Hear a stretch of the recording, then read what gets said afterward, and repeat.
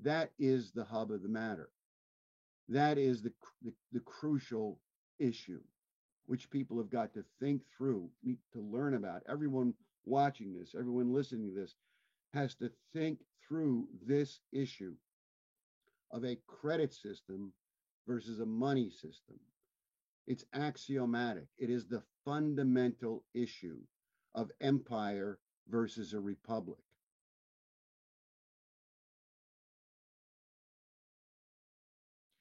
And what LaRouche um, said goes as follows. Our Constitution is based on certain principles which flow implicitly from the intention of the preamble of the federal Constitution. Our system of government constitutionally is not a monetary system.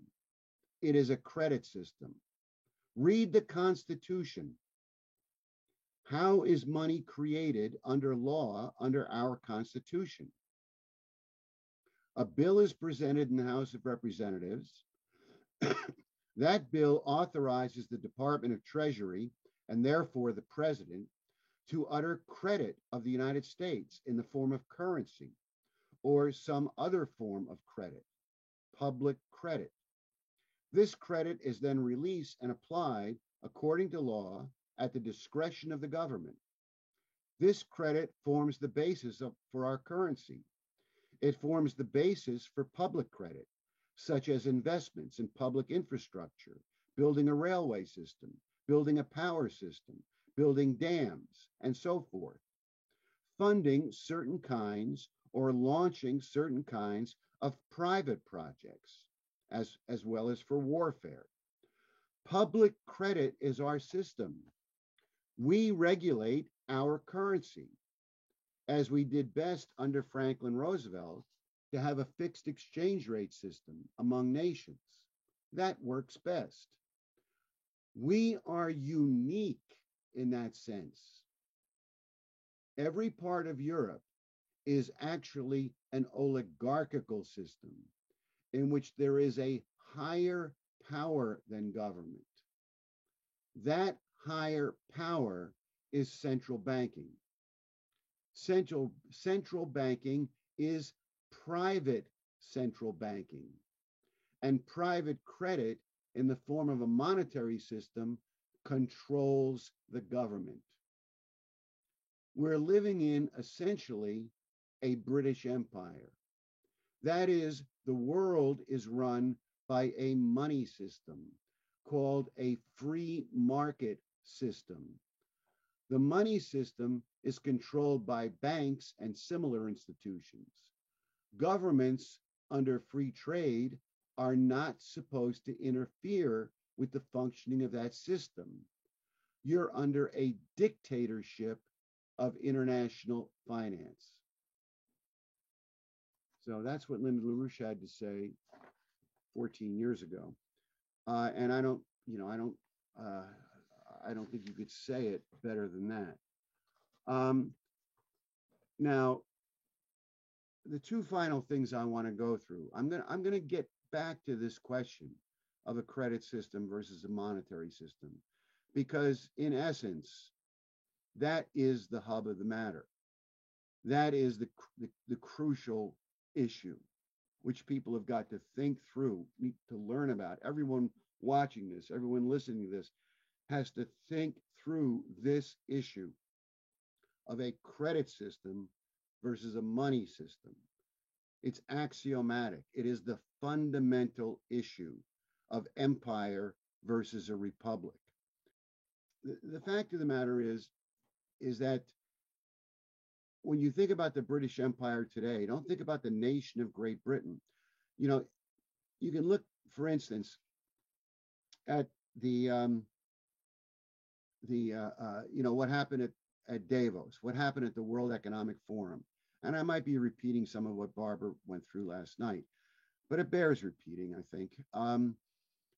Because what you are seeing on banking policy, credit policy, energy policy, carbon policy, is that international institutions. It's not China dictating policies to us. It's not um, Russia dictating policies to us. And it's certainly not just Wall Street, except to the extent in which Wall Street is a part of this financial oligarchy. But it's not just Wall Street dictating policy to us. Um, it's what you have is a global financial oligarchy dictating the rules of the game. And that's the issue. That's the fundamental issue of national sovereignty. As I said at the beginning, you have no sovereignty if you do not have sovereignty over your own monetary and banking affairs. And this is where libertarians and the so-called Austrian school, which is better known as the British Austrian School of von Hayek, this is not only where they have everything wrong. This is where, in fact, they just are spewing out, propaganda from the oligarchy. They're dupes of the empire, because they would have us tear down our sovereignty and say we're for the free market. We're for complete free market. But where, in fact, what that means is that the financial oligarchy dictates and determines all policy, and you're the victim of that. It is the power. Sovereignty. See, people have the wrong idea about sovereignty. They think, well, we believe in a sovereign government, therefore we're not going to take orders from China or Russia. We're going to stand up for our rights against some other country, whoever it is, Mexico, Canada. We're going to stand up for our sovereign rights. That's not the principal question of sovereignty. The question of sovereignty is sovereignty against the empire, sovereignty in defense of what we've been discussing with Abraham Lincoln, the right to advance, the right to rise, the right to